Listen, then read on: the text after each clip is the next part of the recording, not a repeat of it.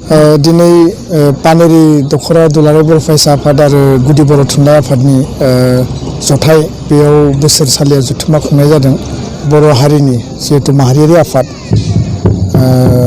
दुलाराय बर' फरायसा आफाद आरो बर' थुनलाइ आफाद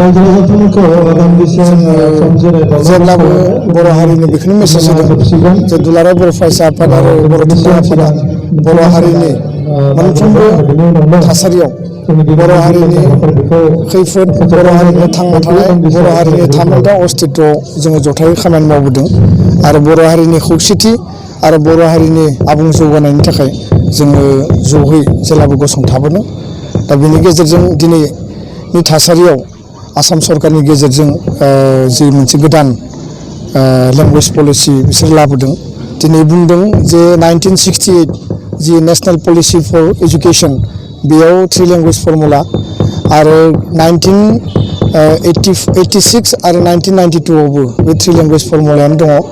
दिनैबो नेशनेल एजुकेशन पलिसि 2019 जि ड्राफ्ट होदों बे ड्राफ्ट एजुकेशन पलिसियाव मोनथाम लेंगुवेजखौ फर्मुलाखौनो दिनै बाहाल लाखिनायनि थाखाय continuation of 3 language formula in India बे बाथ्राखौ बिथांमोना स्ट्रेस होदों।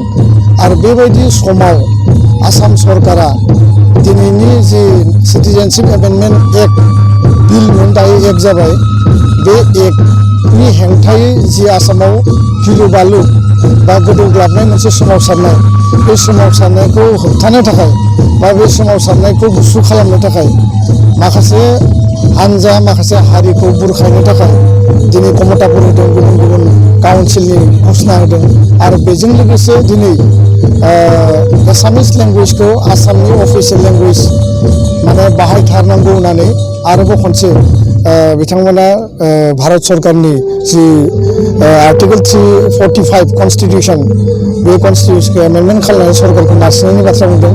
सेकेन्ड बिथांमोना बुंदों जे एसामिस लेंगुवेजखौ कम्पालसरि साबजेक्ट हिसाबै क्लास 10 सिम माने बाहायनांगौ आरो बेयाव आसामनि असमिया हारि आरो गुबुन गुबुन दल संगठनखौ प्लिज खालामनायनि थाखाय बे खामानिखौ मावनाय बायदि जों नुदों।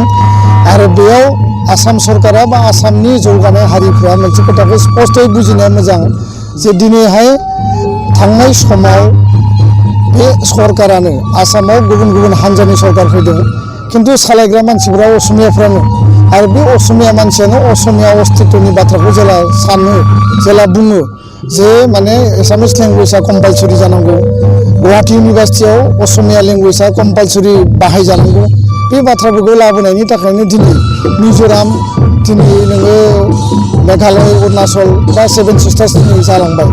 दा फिन खेबसेबाव बिथांमोना आसामाव फिसा फिसा जिफोर रायजो जानानै दङ हारि हारिसाफोर बे ट्राइबेलफ्रा रायजो जानानै दङ। दिनै बर' रावा 80 सिडिउलाव सोसनजाबाय। बर' रावा एस'सियेट अफिसियेल लेंगुवेज हिसाबै बाहायजानांगौमोन, सरकारि राव हिसाबै बाहायजानांगौ खिन्थु बिथांमोना बेखौ बाहायाखिसै। फिन बिथांमोना आरो स्ट्रेस होदों जे असमिया रावा बाहायजानांगौ, असमिया साबजेक्ट हिसाबै कम्पालसरि साबजेक्ट हिसाबै बाहायनांगौ। दा बेखायनो दुलाराय बर' फरायसा आफादा स्पष्ट बुंदों जे बिथांमोना लिरदों बिटिएडि एरिया आरो बर' डमिनेटेड एरियायाव बेखौ बाहायनाय नङा होननानै बुंदों खिन्थु जों दासिमबो बेनि सायाव क्लियार नङा आरो बे केबिनेट जि रिजलिउसन बे केबिनेट रिजलिउसनाव स्पेसिफिक कुनु बाथ्रा लिरदेरबावाखै। दा बेखायनो जोङो बुंदों जे जोंहा बिनि सायाव मिथिनांगौ दङ, बुजिनांगौ दङ 1 नम्बर। 2 नम्बरा जाबाय जे बर' मिडियाम स्कुल बा बर' स्टुडेन्टफ्रा जिखि मिडियामाव फरायनानै थायाथों मानो बर' स्टुडेन्टफोरखौ आरो स्पेसियेलि बर' मिडियाम स्कुलाव सारा आसाम नाङै बेयाव कुनु कारनाव एसामिस लेंगुवेजआ कम्पालसरि साबजेक्ट जानो हाया आरो जों बेखौ मानिनाय नङा। आरो जायनि थाखायनो जाय बाथ्राखौ जाबसिनना होनायनि थाखायनो बड'लेण्ड सोमावसारनाय आलादा रायजोनि सोमावसारनाय बे दिनैसिमबो सोलिगासिनो दङ। बे सोमावसारनाया जादोंमोन। दा बेखायनो आसाम सरकारा बुजिनाया मोजां, बेखौ स्पष्ट खालामनांगौ आरो फैबाय थानाय समाव सरकारजों जों सावरायगोन, सरकारनियाव दाबि दैखांगोन, बिनि सायाव स्पष्टीकरण होनांगौ आरो जेब्लासिम सरकारा जोंनो स्पष्ट बाथ्राखौ बुंनो हाया जों बेखौ मालाबाबो मानिनानै लानो हाया। सोरबा हारिखौ प्लिज खालामनायनि थाखाय सोरबा हारिखौ बन्सित खालामनो हाया। बबेबा लेंगुवेजखौ आपग्रेड बबेबा लेंगुवेजखौ माने नोङो डिग्रेड खालामनायनि थाखाय खुनु बेयाव पलिसि सोलिनाय नङा। गासिबो लेंगुवेजआनो समान मर्यादा मोननो हानाय कन्स्टिटिउसना राइट होदों। दा बेखायनो जोङो बिनि सायाव स्पष्टबादि फैबाय थानाय समाव जोङो बेखौ लानानै मर कनसालटेसन खालामगोन।